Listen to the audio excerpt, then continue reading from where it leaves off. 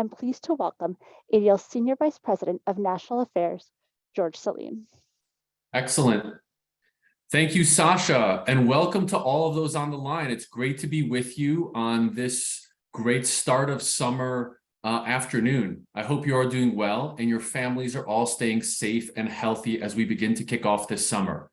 We are grateful that you are joining us on today's Fighting Hate from Home. Last Thursday, we welcomed the historic new White House strategy to counter anti-Semitism, a plan that ADL has been involved with throughout its development since inception. This is really the first of its kind whole of government strategy that comprehensively addresses both hate and anti-Semitism on campus, online, and from extremists on both the far right and far left of the ideological spectrum. For today's call, we are thrilled, and it is my distinct pleasure to welcome Ambassador Deborah Lipstadt, who will be joining us today for this important conversation. Ambassador Lipstadt serves as the U.S. Special Envoy to Monitor and Combat Antisemitism, who will be here in conversation today with our CEO and National Director, Jonathan Greenblatt. Their discussion will include insights into the new plan, what's included in it, the impact it will have, and many other insights into how this historic milestone will affect communities that we all care so deeply about. To get us started, I want to turn it over into ADL's CEO and National Director, Jonathan Greenblatt. Jonathan, over to you. Thank you, George. And thank you to everyone who's logged in today. What I know is going to be a very exciting and a very timely conversation. Last week, as you know, ADL and really the world welcomed the release of the first ever comprehensive U.S. plan, the national strategy to counter anti-Semitism. And we announced commitments to support the White House in its implementation. We're proud to see that this strategy reflects almost the entirety of ADL's combat plan, which was our plan to combat anti-Semitism. Nearly all of our 30 recommendations are included in the White House plan itself. We submitted all those to the administration. And so let me just acknowledge and just note the historic, monumental achievement that we're looking at. It was really May 25th, 2023 will be remembered as a historic day, because I can say without hesitation that this was one of the most consequential, meaningful days that I've experienced as CEO of ADL. It's just one of those rare moments because the White House released that national strategy, this first of a kind plan, which is just really historic. It's precedent setting. It's the type of framework that is nothing short of a quantum leap forward on the issues that we care about. And if you read the strategy, and again, we'll dive into it in a moment with Ambassador Lipstadt, it is astonishing to absorb its breadth, its depth, its ambition, its scope, its specificity. On all levels, it's a remarkable document. Now, you all tuning in today, and those of us from ADL, know that anti-Semitism is nothing new, far from it. And we know that while its markers had receded for generations, it's resurfaced with a vengeance in recent years. And no organization, in my estimation, has done more to combat this evil than ADL. And not just with sharp statements or timely tweets, but with interventions, with programs, with training, with partnerships, essentially with results.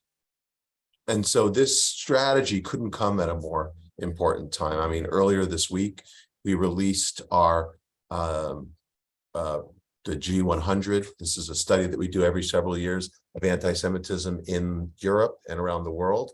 And we find, no surprise, that anti-Jewish attitudes continue to rise in certain sections of Europe.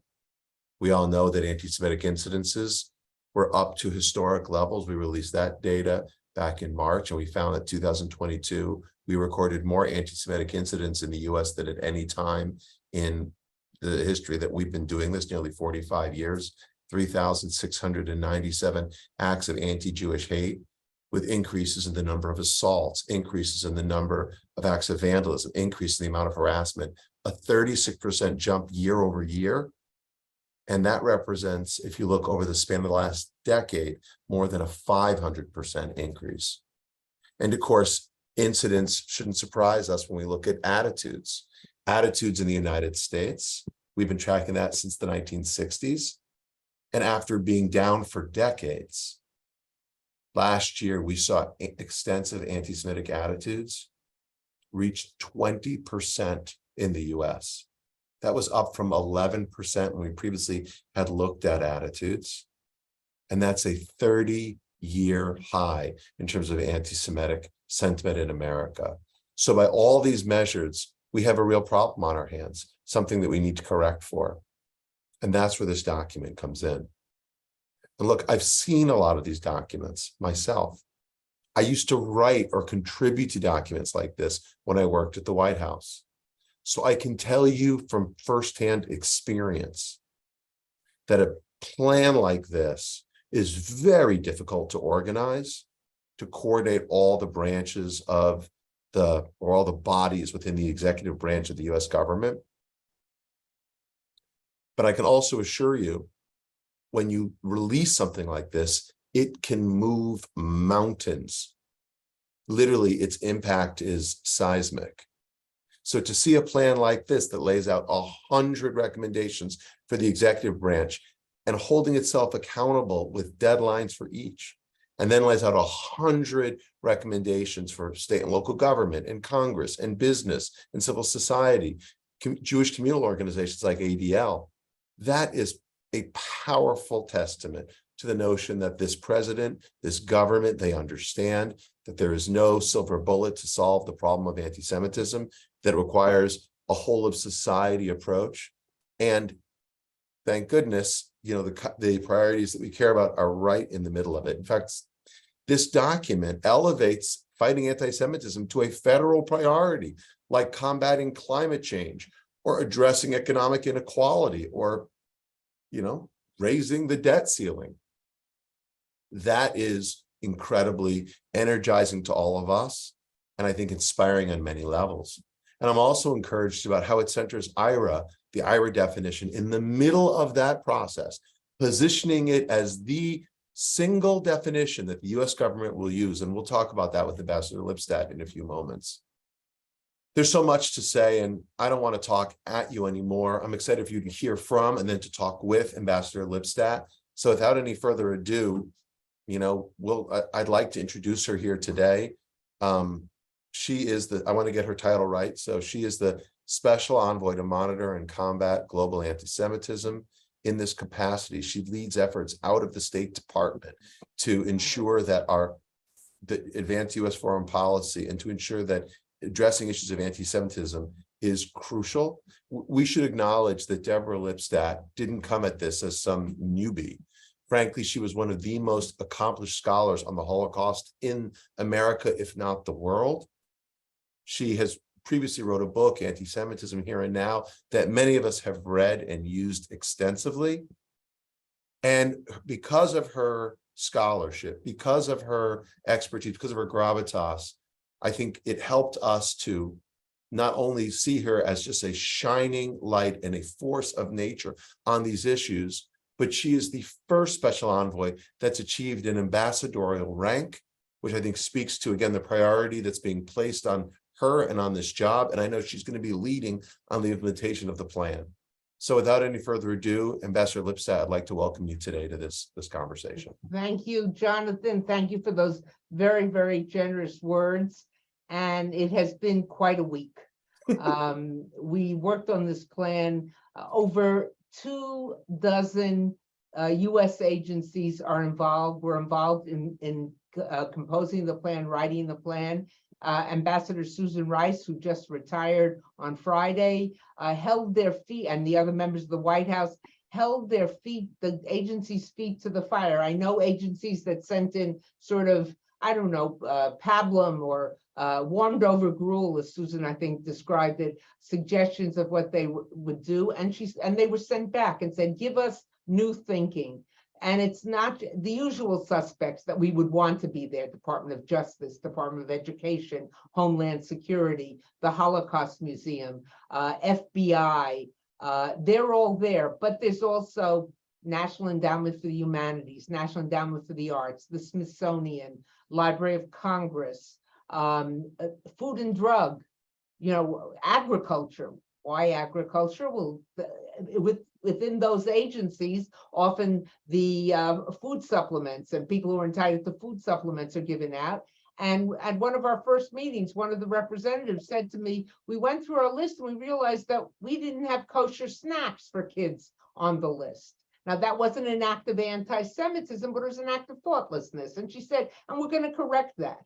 So when FEMA pulls into a community with food, maybe to supply people or after a tragedy, and the community is in Rockland County or something like that, or in wherever it might be, is there kosher food available? So it's a whole of government approach. And as Jonathan properly says, and I'm loath to correct my boss, the person who nominated me, the President of the United States. In his opening remarks, he said it's the most comprehensive. It's not the most comprehensive, it's the first comprehensive study, first strategy to address anti-Semitism. We have had, and many of you know this, ADL has been directly involved in this, presidents from both sides of the aisle, from all political perspectives, who react to events, who, when something terrible happens, they're there, they speak it out, they condemn it, etc.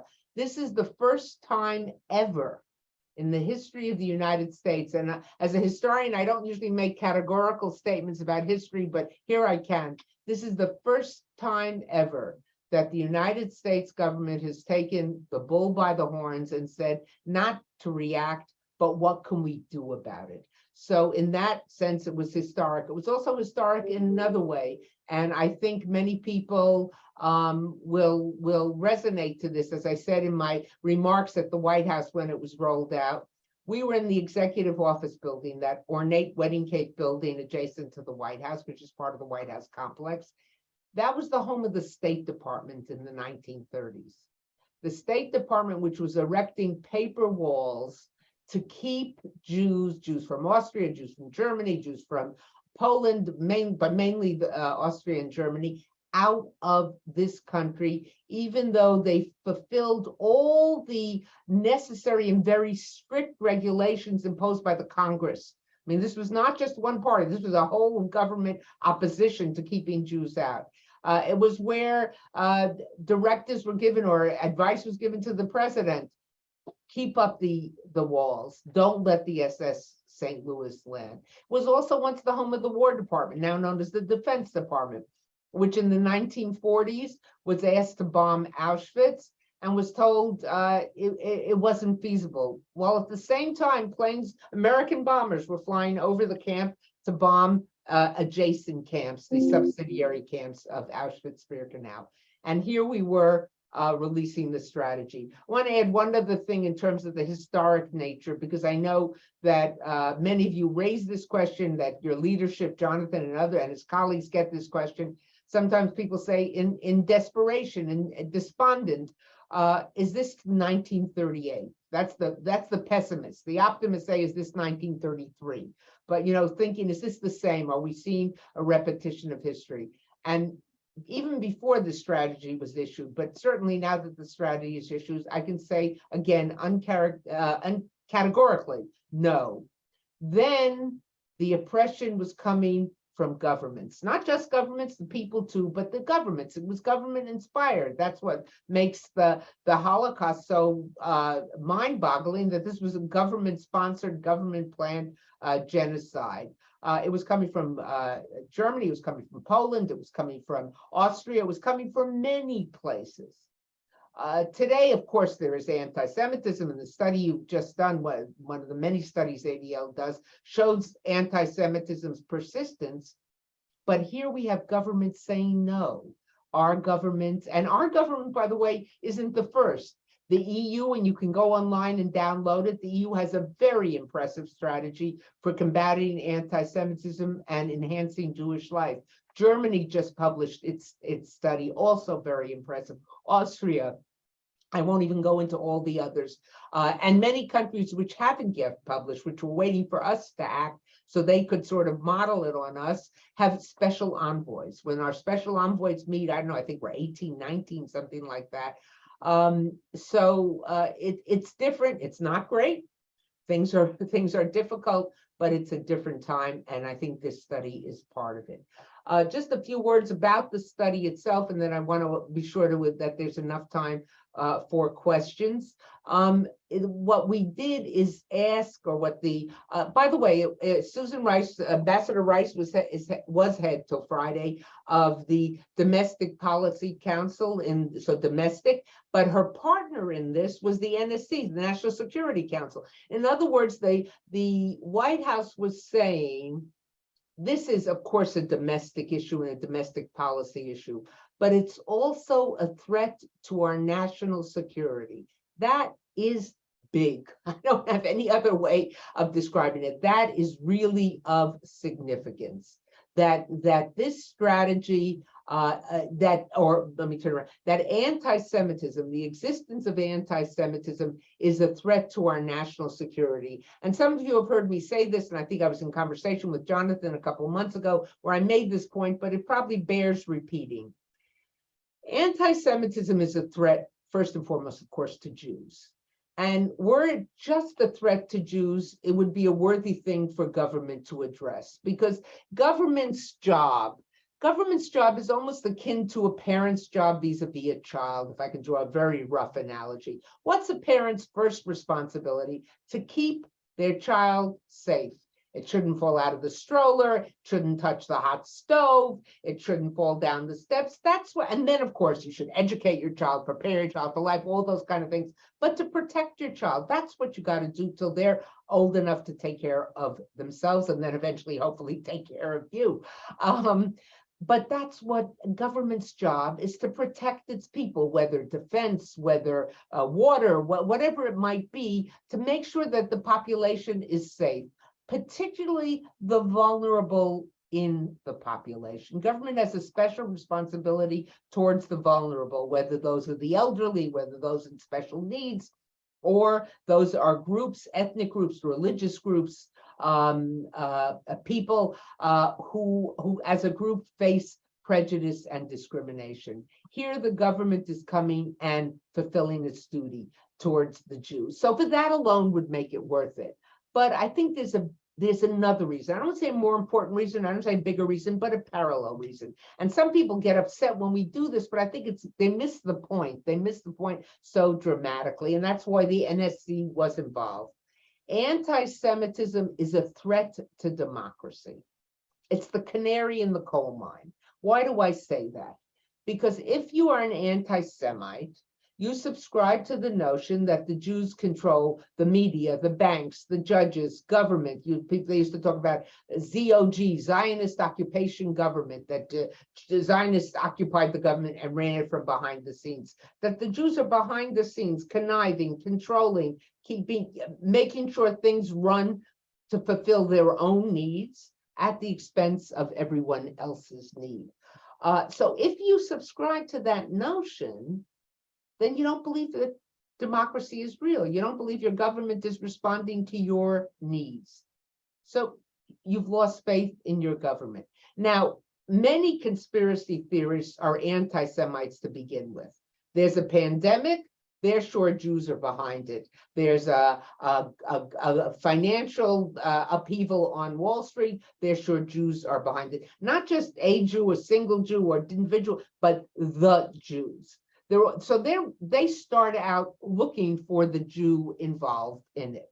Others may not start out that way, but they're looking for, well, who could be doing this evil thing?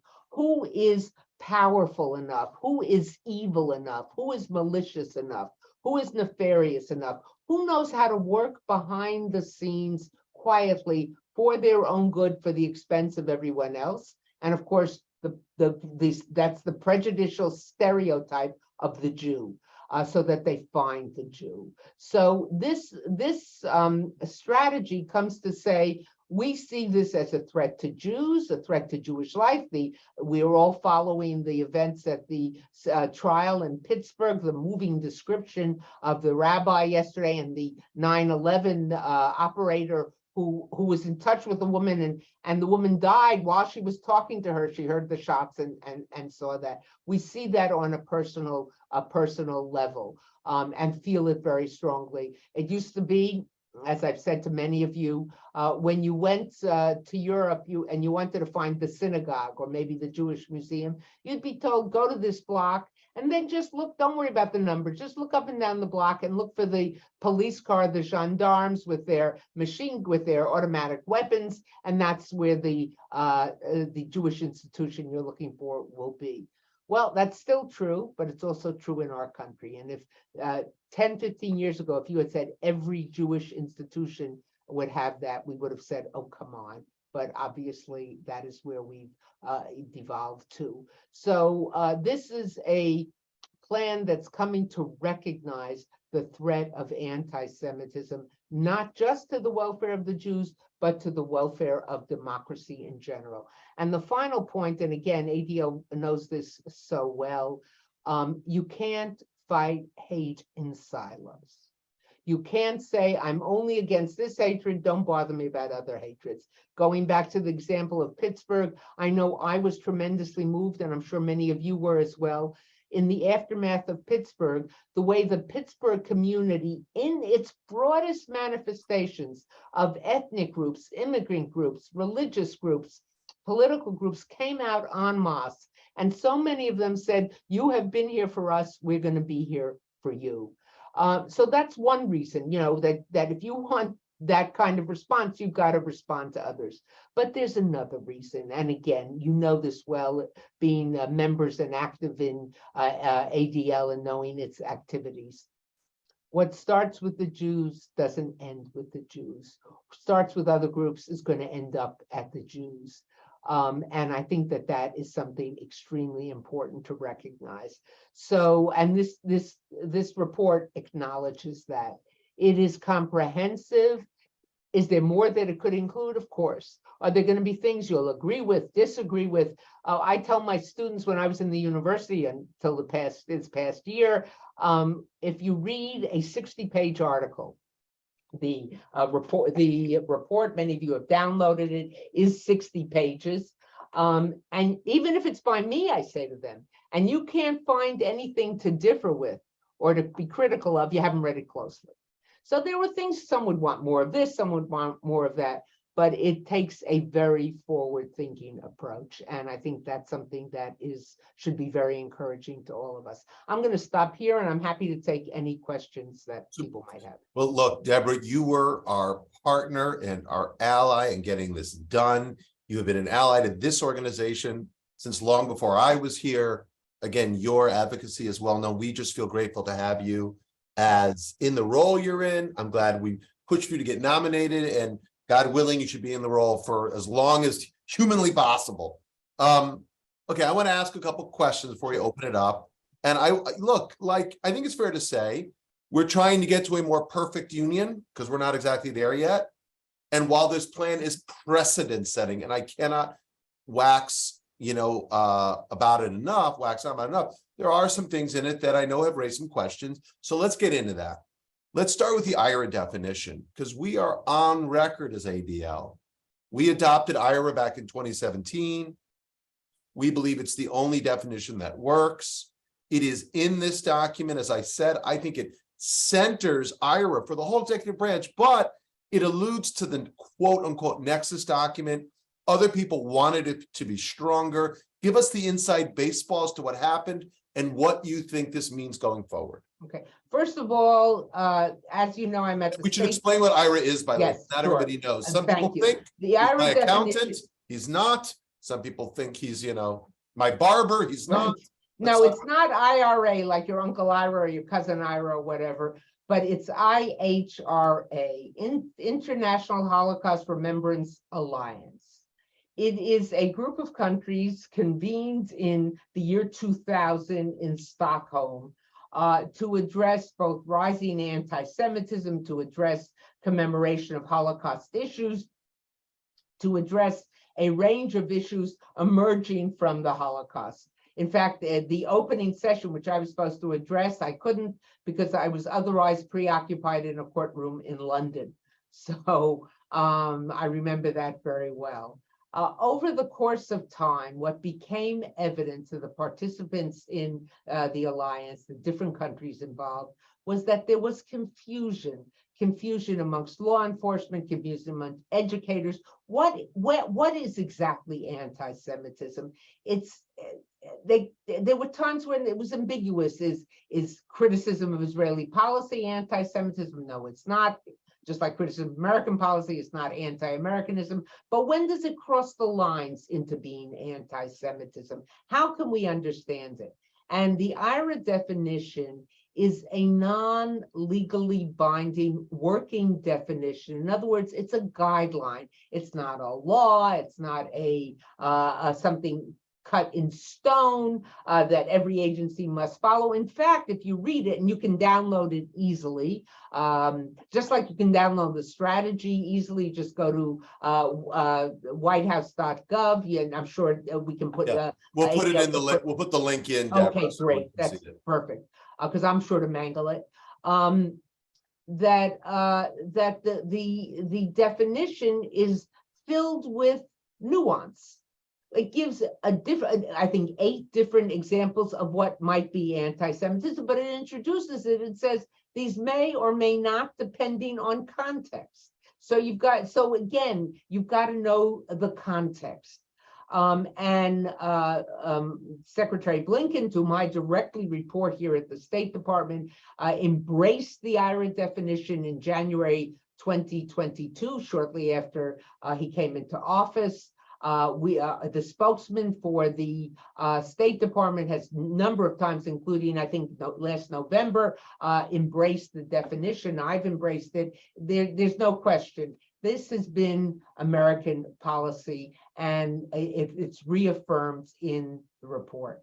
But the report says, in addition, in a secondary position, but in addition, it notes the existence of other definitions and declarations, doesn't address them, doesn't name them, doesn't say that they are valuable. But what we have found is that the nexus definition, and I think if you read it closely, it has some of the same nuance that the IRA definition has. And in certain places, it even goes further than the IRA definition. We looked at it very closely, and I was asked, does one contradict the other? And I said, no, there are definitions, declarations that combat IRA, that criticize IRA, that say IRA has hurt the fight against anti-Semitism, which is ludicrous, and those cannot live together. I said these two, one can supplement the other. I urge people to read them and to look at them in that way. But in terms, there's no change in American policy vis-a-vis IRA definition. Yeah, so I'm glad to hear that. We think IRA is the only definition you need, and I think acknowledging a reality that there are others out there is fine, but everyone should know the only definition embraced, the only definition centered, the only definition spelled out is IRA, which is good for all of us. Because anti-Semitism, number one, definitions are important, but it also needs to be contextualized. And as Deborah said before, it comes from the right, it comes from the left, it comes from religious fanatics, political extremists, other sort of Fruit Loops. Like, there is a lot of hate out there directed at us. And by the way, we should acknowledge, as you said, Deborah, this is the week of the trial in Pittsburgh. Today is also the anniversary of the Farhud, right? A pogrom in Baghdad in June 1st, June 2nd, 1941, where 1,000 some odd Baghdadi Jews who lived there for, some would argue since the exile when the Babylonians sacked Jerusalem, and they were murdered, slaughtered in cold blood because they were Jews. Not because the Jews had done something wrong, but only because of their faith, their ethnicity, their identity. That's right. So we have experienced this from all sides as a people. Look, just last week, 2 weeks ago, I was in Tunisia, and I went with our American ambassador to Tunisia, Ambassador Joey Hood, and we went with a large delegation from the embassy to the island of Jerba, off of Tunisia, where there is a very old Jewish community. The debate is whether they're there from the destruction of the first temple or the second temple. And we went to be with them because on Lag BaOmer, on the 33rd day of the Omer, Yep. the 7 weeks between Pesach and Shavuot, they have a celebration. They've been doing this for years. And when I say years, I don't mean decades, and I don't mean centuries, but I mean more than that, and we went to be with them. And it was an amazing experience. It was such joy. And kosher food available, kosher food booths, lamb like you wouldn't believe, in kebabs and all sorts of things, and such joy and such celebration. And 6,000 foreign tourists, including tourists from Israel, in T-shirts in Hebrew. And it was just joyous. And the ambassador and I were welcomed royally, and we spent the day on the island and the good part of the evening at the festival. And then we left to go back to Tunis, where I had high-level government meetings. And the day was ending. I was spent. I had just gotten off the phone with the State Department on other things, including talking about the plan, which was then in its final stages, when I got a text message, shooting at Jerba.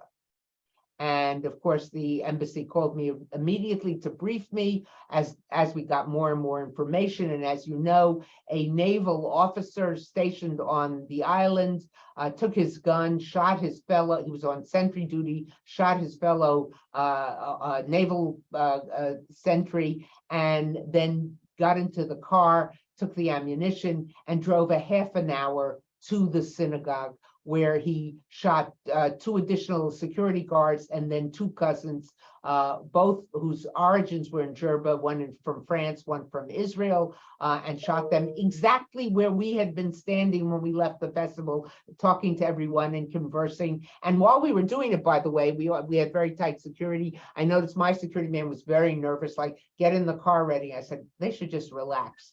They were right. I was wrong. By the way, credit to our government, credit to our embassy in Tunis.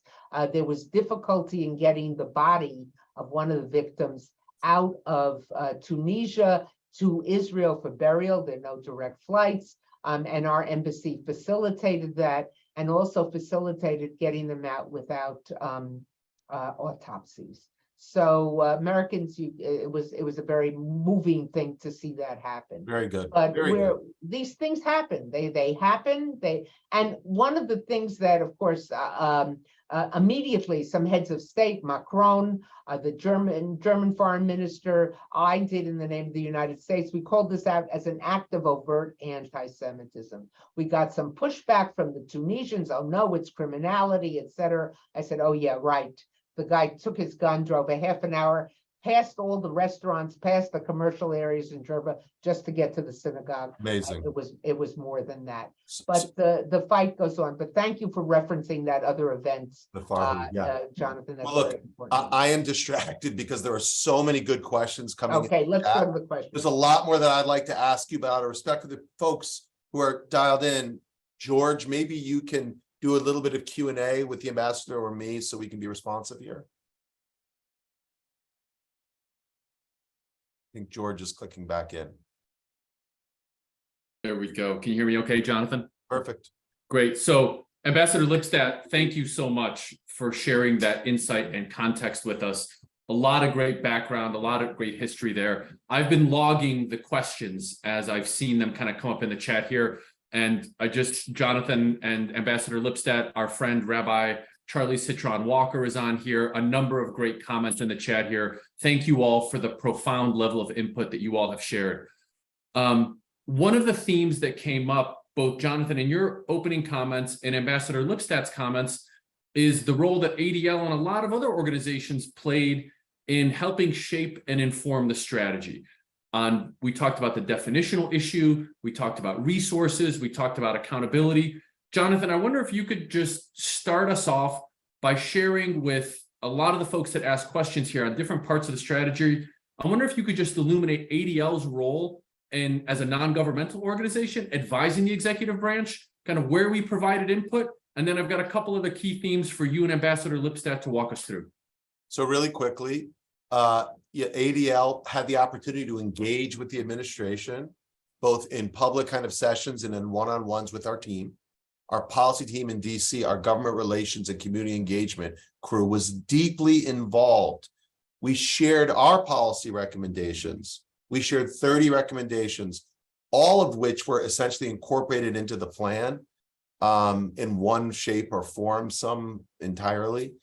I was really pleased with a lot of our echoes in there, even the pillars themselves, raising awareness about anti-Semitism.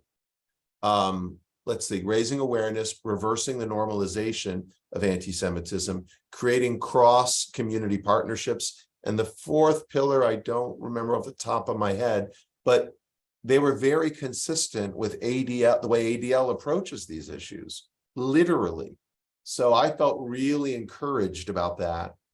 And then we made commitments ourselves. So we were involved every step of the way, giving advice, providing feedback, organizing sessions. We shared our plans, and you can see our plans on the ADL.org website. And then we made commitments. We made 3 commitments. Number one, we're going to organize a series of cross-community conversations with the National Urban League, UNIDOS, the Asian American Foundations, because anti-Semitism, like Ambassador Lipstadt said, is not just a Jewish problem, it's everyone's problem. This is Pride Month. And LGBTQ people should stand with, as a straight man, I stand with my LGBTQ brothers and sisters against homophobia or transphobia. And in turn, we want non-Jewish allies to stand with us as Jewish people, right? We're all in this together. So ADL is organizing a series of sessions under the aegis of the White House around the country. More on that soon. Secondly, we are going to be tackling the issue of generative AI, which is a huge issue. We're very concerned about social media, online gaming, and AI as a whole new field. We'll be doing that with the Interparliamentarian Task Force on Anti-Semitism, which is chaired by none other than our mutual friend, Ambassador Lipstadt, Debbie Wasserman-Schultz. And then, and ADL has some additional commitments we'll be making as well. These are all part of our focus here. We are going to be stepping up. We are going to be committing resources. And the third big plan for us is DEI.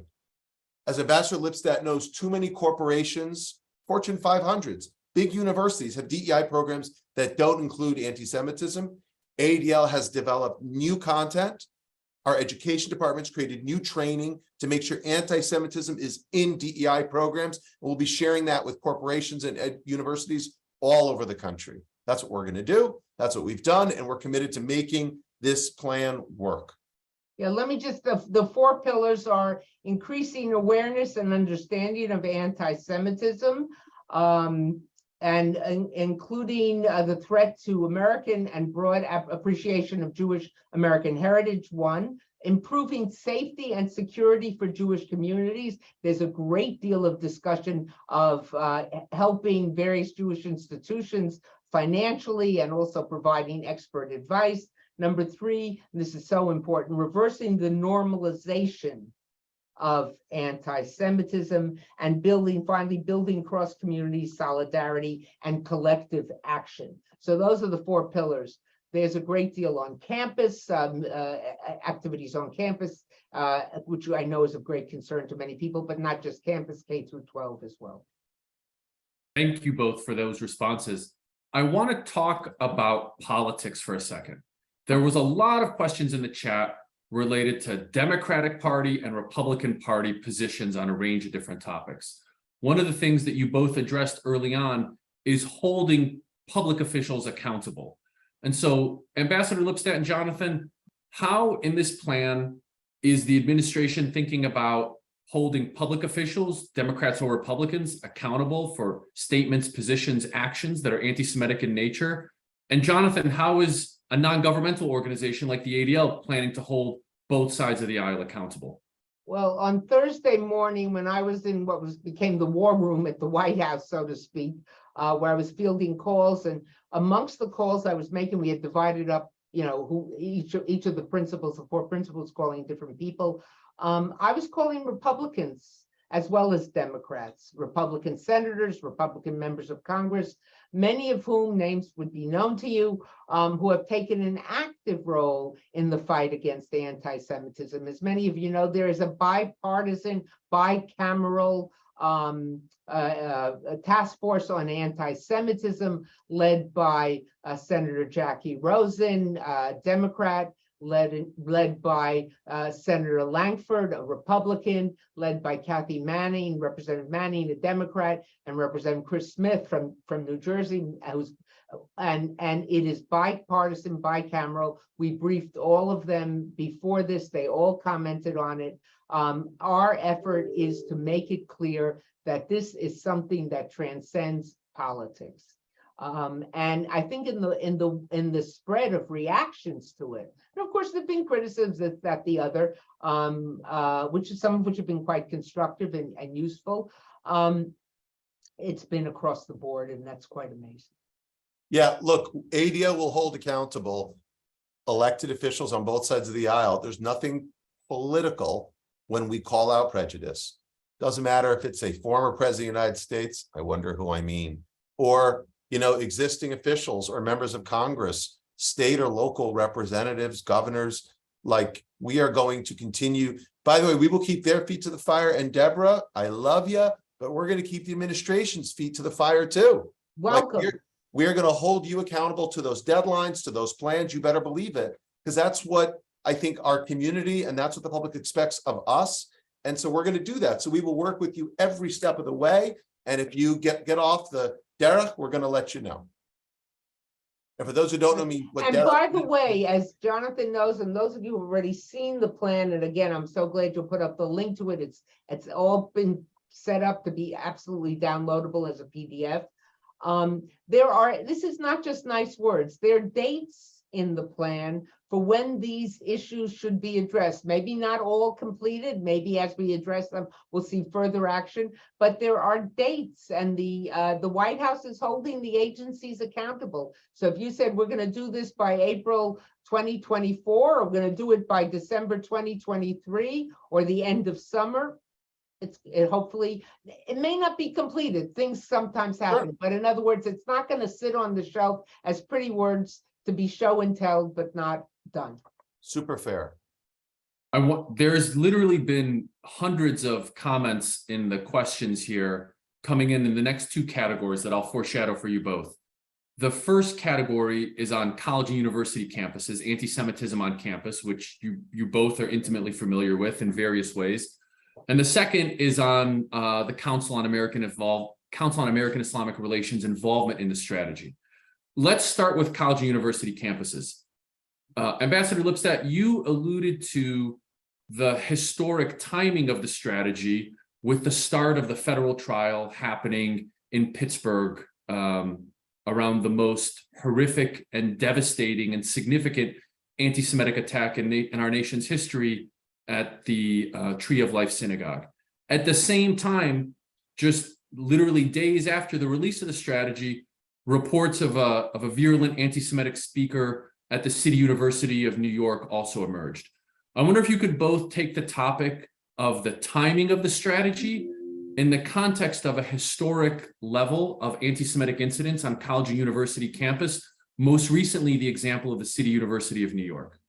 Well, the report addresses anti-Semitism K through 12 and on college campuses, and makes it very clear that the Department of Education's Office for Civil Rights, enforcing civil rights laws, should continue and must continue to address anti-Semitic harassment, the inclusion of Jews under Title VI of the Civil Rights Act. There are specifics here addressing the issue. The federal government can't go parachuting into every campus where there's an incident, but it certainly is. The Department of Ed is taking a very serious look at this. I'm talking to you from Foggy Bottom, from the State Department, and I'm just a few minute walk from a college campus where this fall students were sitting, having a Friday night dinner, Shabbat dinner in the sukkah on campus. And their dinner was interrupted by anti-Israel protesters who made it impossible for them to continue and made many of the students feel unsafe.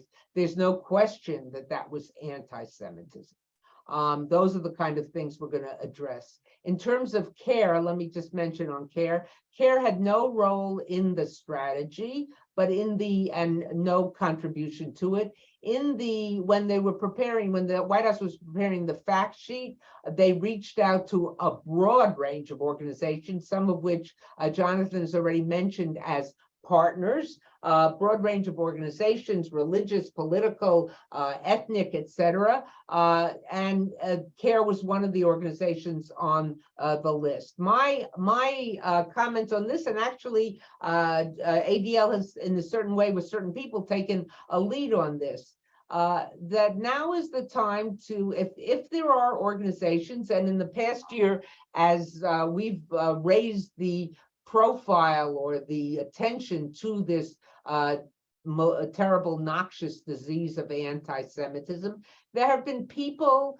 there have been organizations, there have been institutions, NGOs, which in the past have had, how can I put this kindly, less than stellar records on combating anti-Semitism, and maybe have had even records on fostering anti-Semitism. Some of them have reached out and said, we want to work on this, we want to fight this.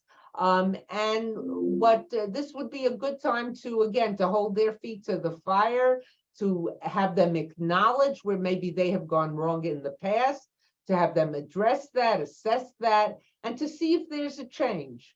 As opposed to saying you did this in the past, or you said this in the past, and therefore you're treif, you're usur, you're forbidden. But let's see if there's a change. I don't know. I'm not a Pollyanna, so I'm not going to say, oh, they're all going to change and gather around the campfire and sing Hava Nagila or whatever.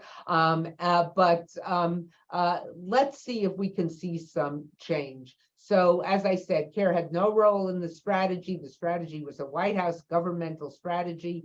And we'll see what comes of this and other people. Well, let me just say one thing. So CARE has absolutely trafficked in anti-Semitism, ugly anti-Zionism, said slanderous things about our organization and others, but they just endorsed a plan that centers IRA in the middle of federal policy. So bravo, CARE. I hope you realize that you did that, and we're proud that you did that, and hopefully you're going to come around and join the rest of, the world in dozens of governments and scores of cities and hundreds of non-governmental organizations, recognize that anti-Zionism is anti-Semitism. CARE, I hope you're on board with that.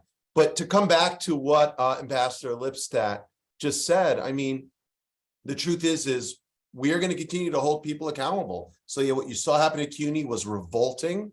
And as the ambassador said, and let me contextualize it, it's not okay to hold Mexican Americans accountable for the sins of what's happening with the Mexican government and their collaboration with narco traffickers. And it is not okay to hold Asian Americans responsible for some of the, brutal totalitarian policies coming out of Beijing. And it is disgusting and irredeemable to hold Jewish people responsible for policies you don't agree with in Israel.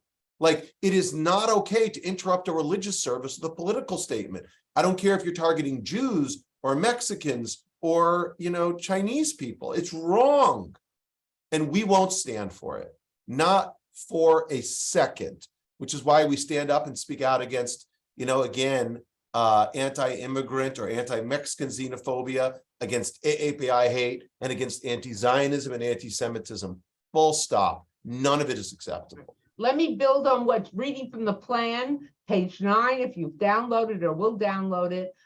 Jewish students and educators are targeted for derision and exclusion on college campuses, often because of their real or perceived views about the state of Israel. When Jews are targeted because of their belief or their identity, when Israel is singled out because of anti-Jewish hatred, that is anti-Semitism. Full stop, new sentence, and that is unacceptable. That is your government speaking.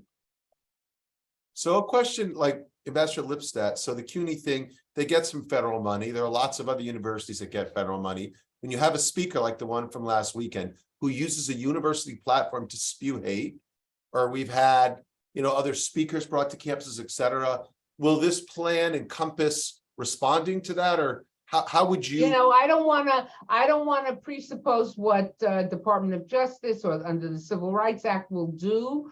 But clearly what happened there is unacceptable. But, you know, as a government official, should there be action, I don't want to speak to that specific incident because Okay. that could, you know, Fair, polish things up. fair. So let me change the frame of the question slightly here in the remaining minutes that we have left together. And let me transition to a topic of looking forward. You know, I've had the benefit of serving in the Bush, Obama, and in the first part of the Trump administrations. Often when there's a change in administration or a continuation of one for a second term, some policies continue, other policies and strategies change, are not prioritized, are not as forced as much. As we look forward collectively to another presidential election cycle and potentially a new administration or a second term of the Biden administration, Ambassador Lipstadt and Jonathan, how can we think about a change in administration affecting this strategy specifically? And relatedly, the strategy calls out governors, state and local elected and appointed officials, and you know, in the pillar that addresses speaking to the normalization of anti-Semitism, calls on all leaders at multiple levels at the federal, state, or local government to speak out against this form of bias and bigotry. How are we thinking about the continued application of this strategy, even if there's not a continuity of administration at maybe a federal level, at a gubernatorial level, or even at a lower level of state or local government? It's a great question, George. And what I'm hoping for is that people will see this as an apolitical effort, that this administration took this on. It's not to further one side or the other, not focus on anti-Semitism in one particular group, political view. Look, anti-Semitism, again, this is bringing coals to Newcastle to an ADL audience, but I'll say it anyway. Anti-Semitism is ubiquitous. It's free-flowing. As Jonathan said before, it comes from all places on the political spectrum. It comes from Christians. It comes from Muslims. It comes from atheists. It comes from Jews. It comes from everywhere. And one of the things that disturbs me, I have friends in one political place who are very adept at seeing anti-Semitism on the other side of the political transom. And they're right, they're seeing it accurately. They're not making up one damn thing. They're seeing what's there. And I have friends on that side of the political spectrum who are very adept at seeing it on the other side. And they too are right. They too are seeing it adept. What they don't see is the anti-Semitism standing next to them. And what we want is people to call it out, to speak out, to say something, paraphrase the TSA, when you see something, say something, say it wisely, say it smartly, but say it, irrespective of where it's coming from. In fact, let me even edit that, especially if it's coming from someone whose political views or other views, economic, whatever it might be, you share. I'm with you, but you can't say that. That's unacceptable. Jonathan, before you jump in and answer that question also on kind of change in administrations and what local officials can do, I wonder if you could also add on here for the thousands of people that are on this Zoom as well. What is ADL's call for action here? What are we asking our supporters, our friends, our allies at the national, state, and local level to do after this really historic moment that we've seen come to fruition today? So a couple things. So number one, in terms of how it's going to work when a new administration takes over, if a new administration takes over, here's what I want the whole world to hear. You had better believe we are not going to let this go. Whether it's President Biden in the White House or a president of a different party in the White House, there is nothing partisan about calling out hate. There is nothing political in pushing back on anti-Semitism. So, and we now have a blueprint that is entirely, as Ambassador Lipstadt said, apolitical. This is the roadmap we are going to use no matter who is driving. This is the roadmap we are going to demand that the bus uses no matter who is driving it. Period, end of story. So that's what you can expect from us. Yeah, there may be transitions and there'll be pushes, but we got a plan. You plan the work, then you work the plan, and you better believe that's what we're going to do. And we are working very hard, myself, my team, my deputy, Aaron Kiak, who some of you know, Yeah. are working very hard to ensure that here at the State Department, there is continuity, that things don't go away with one administration or another, and that is exceptionally important. But let me say this, like the White House laid out a plan, George, but they also they're going to get support from us and civil society organizations, but they need support from all, however many 1,800 people that are on this Zoom today. They can't do this unilaterally. So this is what ADL is going to do, and what I would encourage all of you to do. At a national scale, we need Congress to fund these initiatives. We need the state and local to push. We are going to lobby. The ADL will lobby government. We will lobby Congress. We will lobby state and local actors to make things happen. So if you want to take action right now, anybody listening right now, feeling energized, feeling inspired, wanting to roll up your sleeves and do something, take off your jacket and get ready to do it, text PLAN, P-L-A-N, to 72572. Open your phones, text PLAN, PLAN, to 72572. Click the link that will take you to a page where you can get engaged in lobbying yourself, where you can get engaged in action yourself. Like literally all of us have the power to engage, and waiting for the ambassador or waiting for Jonathan Greenblatt, don't wait for anybody. Jump in that bus, take the wheel. So I would encourage everybody, again, open up your phones, 72572, text PLAN, text the word PLAN. We'll send you a link. We'll give you the power to get engaged. Amazing. Thank you, Jonathan. To be clear, I already took off my jacket, so I've been ready to go since the start of this call. Ambassador Lipstadt, it was so great to see you again. Thank you so much for joining us again today. Jonathan, thank you as well. For friends, Thanks everybody colleagues, for and tuning in. acquaintances. What's that? Thanks everybody for tuning in.